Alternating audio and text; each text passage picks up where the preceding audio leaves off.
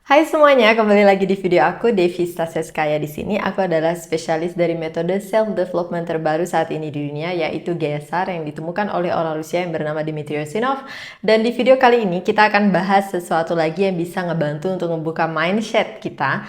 Dan video kali ini temanya adalah untuk membahas tentang tahayul atau mitos-mitos yang masih dipercayai dan terkenal di Indonesia. Dan kali ini aku nggak buat video ini sendirian karena aku ditemanin oleh 3 boneka yang aku sukai di sini. Dan ini adalah contoh dari tahayul juga ya. Ketika kita mempercayai bahwa di suatu boneka ada suatu energi yang dimana kita mempercayai boneka ini, dan aku nggak mengolok-olok di sini atau making fun about this. Aku hanya menunjukkan kepada kalian bahwa ada perbedaan antara sesuatu yang real dan sesuatu yang kita percaya sebagai sesuatu yang nyata, padahal itu tahayul atau mitos. Nah, di sini kita akan belajar bagaimana untuk membedakannya, dan kita juga akan kembali, aku rasa, ke masa-masa kecil di mana kalian juga pernah mengalami situasi yang sama untuk mempercayai salah satu tahayul yang akan aku bahas di video kali ini. Dan kita akan berbicara tentang mitos, apakah itu sama atau enggak dengan tahayul, karena banyak sekali di Google atau di artikel yang menyatakan bahwa itu ada kesamaan. Jadi sebenarnya mitos adalah bentuk singkat dari mitologi dan fiksi tentang beberapa peristiwa atau kenangan rasial, cerita rakyat, dan lain-lain. Kamu mungkin menyukainya, tetapi kamu tidak mempercayainya sebagai suatu kebenaran. Ada banyak orang yang nggak percaya tentang mitos. Di berbagai negara juga ternyata ada banyak sekali mitos yang memiliki kesamaan dengan mitos yang ada di Indonesia. Jadi kita akan bahas sama-sama. Ini adalah tema yang sangat menarik sekali untuk aku ya. Aku nggak tahu nih buat kalian gimana. Dan tahayul adalah kepercayaan terhadap sesuatu yang tidak mempunyai dasar ilmiah. Keyakinan yang mendasarinya mungkin hanya mitos atau bukan. Jadi, kita akan ngebahas tentang 15 tahayul terkenal di Indonesia. Apakah kalian masih percaya pada tahayul-tahayul ini atau mitos-mitos ini atau enggak? Dan kita akan ngebahas satu persatu. Kalau misalnya kalian pernah menerima tahayul seperti ini dan orang tua kalian pernah menyatakan ini kepada kalian dan kalian pernah memiliki pengalaman yang sama kayak aku, silahkan di-share di kolom komentar ya. Jadi yang pertama adalah makan harus habis, nanti nasinya menangis kalau misalkan nggak habis. Kalian pernah nggak mendengarkan kata orang tua seperti ini? Makan ya, kalau nggak nanti nasinya nangis loh. Nah, aku sendiri adalah salah satu victim atau korban dari tahayul ini, yang mana sebenarnya tahayul ini tuh berguna banget dan berhasil banget, karena dulu waktu sejak kecil aku itu susah makan. Jadi dikarenakan orang tua mengatakan seperti ini, ya udah aku habisin makanannya. Jadi kayak ada rada-rada kasihan gitu dengan nasi. Padahal di kenyataan nasi ya nasi gitu.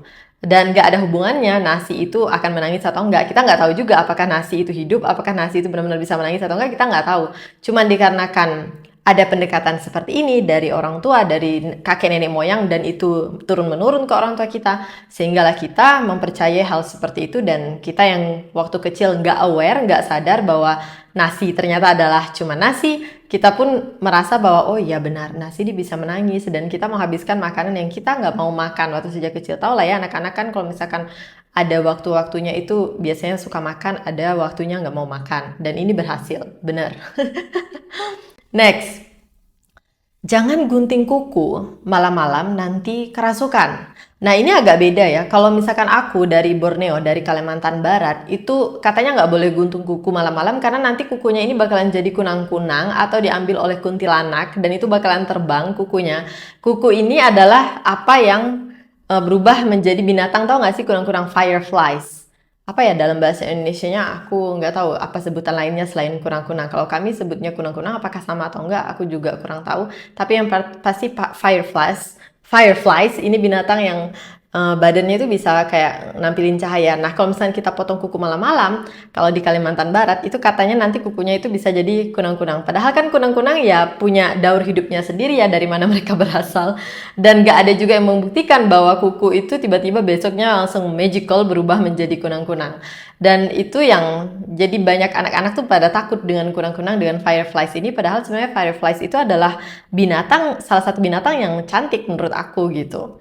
Dan ada juga kepercayaan yang dimana kalau misalnya potong kuku malam-malam, nanti katanya bakalan kerasukan. Dan ini sebenarnya adalah untuk ngebuat supaya anak-anak itu nggak membahayakan dirinya untuk memotong kuku malam-malam dan kemudian salah potong kan bisa berdarah. Nah, ini adalah tujuannya untuk safety, untuk keselamatan. Jadi kakek nenek moyang kita mengajarkan kita melalui cerita yang menakutkan sebenarnya untuk anak-anak supaya bisa memotong kuku bukan di malam hari tapi di siang hari ketika mata tuh lagi jernih-jernihnya, bersih-bersihnya gitu. Menarik ya? Lalu yang ketiga, jangan duduk di atas bantal nanti bisulan. Aduh, ini sering banget sih. Dan ini yang buat aku dulu waktu masih kecil itu kalau misalnya udah duduk di tempat yang empuk, itu pasti kepikiran dan panik dan worry, aduh besok bisulan nggak ya? Padahal tuh ini sebenarnya cuman untuk ngebuat anak supaya nggak duduk di bantal, karena bantal itu kan untuk kita menaruh kepala ya pada saat kita tidur.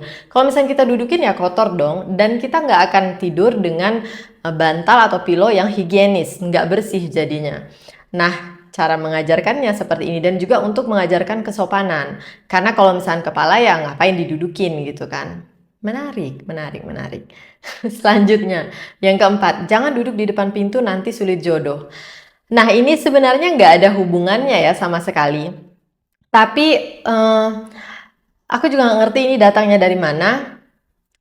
Karena kalau misalkan namanya mau jodoh atau nggak dapat jodoh, mau kita duduk di depan pintu atau enggak ya sama aja. Cuman mungkin ya, kalau misalkan kita duduk di depan pintu kan pasti akan menyulitkan orang untuk masuk. Dan ini adalah cara untuk supaya pergi dari pintu secepat mungkin gitu kan. Dan kita nggak melukai orang lain. Kalau misalkan kita bilang, nanti kok jodoh kok susah nih, cepat awas dulu aku mau lewat. Kan lebih mudah orang, jadi nggak tersinggung. Orang cuman ya kayak bisa mikir, ya udah aku minggir gitu kan. Tapi kebanyakan orang kan kalau misalnya duduk di depan pintu, mereka kayak ngerasa nggak bersalah. Kalau misalnya orang mau lewat kan jadi kayak agak kesusahan. Aku rasa sih untuk itu. Dan ini juga aku nggak tahu ya, benar atau enggak, karena aku nggak pernah melihat ini, nggak pernah ngelihat kejadian ini gitu loh di kenyataan. Ada nggak yang punya pengalaman seperti ini? Kalian sering duduk di depan pintu dan sampai sekarang belum menikah? Kalau ada, tolong share ya. Menarik. Kemudian ada juga yang aku dengar ya, kalau nggak salah kalau misalkan nyapu, dan kalau misalkan kamu nyapu rumah itu nggak bersih, nanti kamu dapat suami berewokan. Itu ada kepercayaan seperti ini juga, ada tahayul seperti ini. Dan aku ngelihat ini, aku percaya ya, entah gimana, aku kalau misalnya nyapu itu selalu kotor. Makanya aku selalu gaji orang, aku selalu kayak hire orang, memperkerjakan orang untuk membersihkan rumah. Karena aku selalu nggak bersih dalam menyapu, it's my weakness, itu kelemahan aku. Tetapi di kenyataan ya memang aku dapat suami yang brewokan. Banyak banget rambutnya di muka. Ini bisa benar ya? Apakah ini terkait dengan tahayul itu atau enggak? Aku nggak tahu. Kalau bangun tidur siang, nanti rezeki dipatok ayam. Ini tahayul yang kelima nih. Benar nggak sih? Kalian percaya nggak dengan tahayul ini? Ada nggak kalian yang membuktikan sendiri kalau kalian bangun pagi itu duitnya lebih banyak, rezekinya lebih banyak? Atau kalian bangunnya siang itu nggak ada pengaruh sama sekali? Kalau aku pribadi di kehidupan aku nggak ngelihat ini come true ya. Karena aku biasanya bangun pasti di atas jam 8 atau kadang jam 12 tergantung kapan aku tidurnya. Dan ya udah rezeki alhamdulillah jalan aja gitu. Jadi ini menarik kalau misalkan kalian ngelihat bahwa ini mempengaruhi rezeki kalian. Jangan foto bertiga.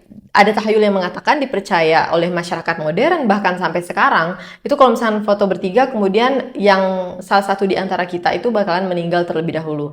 Ini jujur ya masih sebagai sesuatu yang aku sendiri kayak khawatir dan takut. Tetapi di saat bersamaan karena aku bekerja dengan metode self development GSR, aku menjadi lebih aware dengan diri aku sendiri. Aku ngerasa kayak udah lebih detach ya dengan kepercayaan ini, dengan tahayul ini. Karena ini banyak banget ditanamkan, apalagi yang namanya hidup dan mati itu kan proses yang menakutkan ya bagi banyak orang.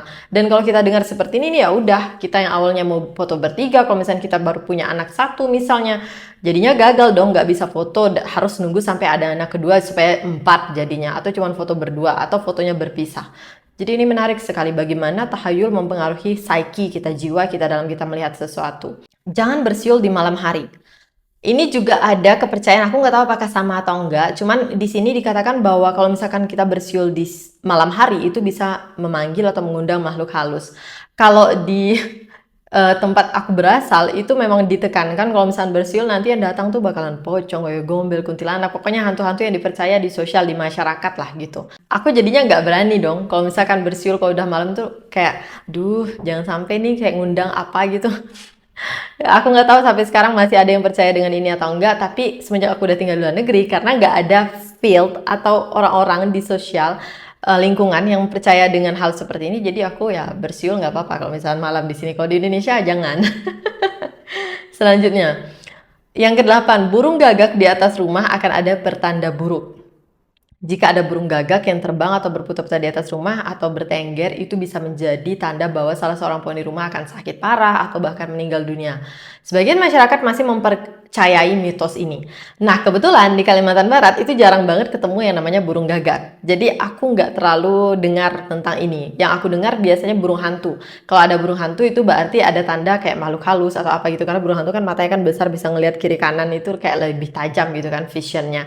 Tapi aku mulai kayak tahu tentang informasi ini, tentang burung gagak itu adalah pertanda buruk itu ketika aku di luar negeri. Bahwa burung gagak itu bukan sesuatu yang bagus gitu, nggak laki lah, nggak tentang keberuntungan gitu. Cuman masalahnya kalau misalnya kita ke Rusia, di Rusia kan biasanya burung gagak itu gede-gede. Nah, itu tuh malah dikasih makan sama orang-orang di sini dan malah disukai sama anak-anak. Jadi tergantung ya, tergantung kita tinggal di mana dan bagaimana kepercayaan kita. Karena kalau di luar negeri, di beberapa negara bahkan menyukai burung gagak, bahkan menjaga itu untuk tetap hidup, bahkan menganggap itu sakral.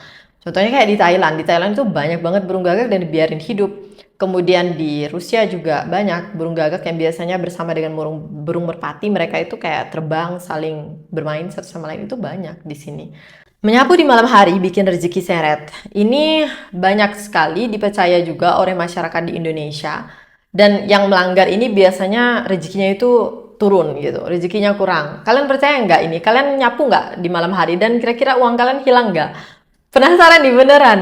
Kalian boleh share deh di kolom komentar. Karena kalau aku sendiri nggak peduli mau malam, pagi, siang, sore ya. Kalau misalnya aku lihat kotor ya aku sapuin sedikit demi sedikit gitu. Dan aku nggak ngeliat ini efek ke hidup aku sih, mempengaruhi hidup aku. Mungkin karena aku nggak percaya ya, jadinya itu nggak terjadi gitu. Nah, buat kalian yang percaya itu gimana? Beneran nggak ini terjadi gitu? Jangan cuci piring malam hari nanti seret rezeki. Ini juga aku baru denger sih. Ini aku nggak pernah denger sih kalau misalnya di Kalimantan Barat dulu waktu aku masih kecil dan waktu aku masih remaja itu nggak pernah dengar yang kepercayaan seperti ini. Mungkin ini di daerah Jawa atau di mana di tempat kalian, di tempat kalian berasal mungkin ada yang percaya seperti ini. Yang ke-11, berjalan di atas pipa air bikin sial. Ini juga aku nggak pernah dengar di Kalimantan Barat, nggak pernah ada ini. Pipa yang tidak kuat menahan beban tubuh bisa pecah dan melukai kamu. Ya, ini yang sebenarnya alasannya kenapa kamu nggak harus berjalan di atas pipa. Karena kalau misalkan kamu tinjak itu pecah, ya udah itu melukai kamu gitu. Dan nggak bisa digunakan pipanya. Jadi itu untuk menghindari kamu dari bahaya dan untuk nggak merusak pipa sebenarnya. Tetapi dibangunlah tahayul atau kepercayaan seperti ini untuk supaya anak-anak itu nggak lari-lari di atas pipa gitu. Jangan buka payung di dalam rumah, nanti ada yang meninggal. Ini aku juga nggak pernah dengar, makanya aku kalau misalkan aku punya payung ya aku main di dalam rumah dibuka gitu, ya udah gitu. Cuman kalau misalnya kita lihat di kenyataan ya, kenapa seharusnya kita nggak buka payung dalam rumah? Karena kan kalau misalnya payung itu kan dipakai untuk hujan. Kalau misalnya udah basah dari luar ya udah bakalan basah juga nih lantai di rumah kita gitu loh. Dan itu bisa melukai mata anak kecil. Kalau misalnya anak kecil main payung dalam rumah kan tempatnya kan kecil ya, sempit dan itu bisa kayak nusuk ke mata, nusuk ke badan kita kan nggak tahu. Itu biasanya bisa terjadi apalagi untuk anak-anak. Selanjutnya, jangan berdiri di bawah pohon saat malam hari, nanti dihipnotis. Ini juga aku nggak pernah dengar. Kalian pernah nggak dengar ini? Aku nggak tahu nih tentang ini. 14. Ayam jantan berkokok di sore atau malam hari. Ini nih katanya kalau misalkan hal seperti ini tuh karena ada dia ngelihat menandakan adanya perampokan atau pencurian. Dan itu yang buat aku yang kayak kalau misalkan masih kecil dulu tuh kalau aku dengar ayam berkokok kalau misalkan malam hari atau tengah malam atau sore itu tuh mulai panik. Wah, ini siapa nih yang nyuri? Ini siapa nih yang ngerampok? Ayam nih ngapa nih? Kayak ada sesuatu yang terjadi gitu dan itu mulai menimbulkan kepanikan. Ini memang benar ada. Dan ini berhasil membuat aku takut waktu aku masih kecil. Jangan main sampai malam nanti diculik wewe gombel. Aduh, ini bener-bener sih. Ini bener-bener yang buat aku waktu masih kecil itu pokoknya sebelum jam 5 sore itu udah pulang dengan teman-teman dan sebagainya karena memang ada kepercayaan seperti ini gitu loh. Walaupun nggak pernah ngeliat dengan mata kepala sendiri tetapi selalu ada cerita bahwa itu loh anak itu dulu pernah dicuri oleh wewe gombel, pernah diambil oleh makhluk halus dan sebagainya. Diculik pocong dan sebagainya, diculik di belakang pohon dan sebagainya, hilang. Dan ini memang berhasil gitu loh. Dan berhasil membuat kita tuh kayak ya udah takut nggak keluar malam, nggak keluyuran malam-malam dan balik dengan teman-teman ketika masih kecil kan. Cuman kalau sekarang kalian udah dewasa, kalian udah umuran sekarang masih nggak percaya dengan hal seperti ini. Apakah kalian menurunkan ketakutan seperti ini ke anak-anak kalian? Apakah kalian mengajarkan ke anak kalian supaya nggak keluar malam-malam nanti bakal ada sesuatu yang berbahaya yang bakal terjadi? Kalau aku ya, aku ngelihatnya seperti ini. Kalau misalkan anak-anak kan main kalau misalnya udah malam kan biasanya vision kita atau penglihatan kita itu kan menurun ya. Dan itu buat anak-anak mudah untuk terluka, mudah untuk jatuh, mudah untuk nggak tahu arah pulangnya kemana, mudah untuk bingung. Jadi ini yang sebenarnya yang harus kita ajarkan. Kenapa nggak usah keluar malam-malam? Bukan karena diculik wewe gombel, tetapi dikarenakan ya memang itu bisa bahaya untuk anak-anak gitu. Dan orang tua juga nggak bisa memantau dengan baik ketika udah gelap, nggak ada cahaya misalnya. Jadi ada penjelasan yang lebih objektif ya teman-teman, nggak perlu untuk menakut-nakuti seperti ini. Dan kalaupun kita menerapkan ini kepada anak kita harus membalikannya dengan sesuatu yang positif. Jangan karena akan ada sesuatu bahaya. Menurut aku ini penting banget karena kalau misalkan tahayul-tahayul atau kepercayaan ini kita tujukan ke anak-anak dan membuat anak-anak takut, ini bisa mengganggu psyche atau jiwa anak-anak kita karena kita sendiri aja ngelihat di diri kita sendiri gitu loh. Gimana itu mempengaruhi kita di kehidupan. Kayak kita mulai membatasi diri kita tanpa tahu alasan yang objektif, alasan yang sebenarnya yang ngebuat kita nggak bisa melakukan ini, nggak bisa potong kuku malam, misalnya nggak usah main malam-malam lari-lari sendirian. Kalau misalkan kita nggak tahu alasan yang tepat, kita mulai kayak ya udah hidup dengan ketakutan ini, tapi bukan tahu dan nggak tahu tentang alasan yang sebenarnya itu apa gitu loh, dan kenapa orang-orang mengatakan seperti ini, menjelaskannya seperti ini, kenapa orang tua membuat kita supaya nggak main malam-malam di luar misalnya, atau potong kuku malam-malam di luar, kenapa kita nggak harus kayak mencuci piring malam-malam, itu kan bisa ganggu orang di rumah yang mau istirahat, mau tidur misalnya.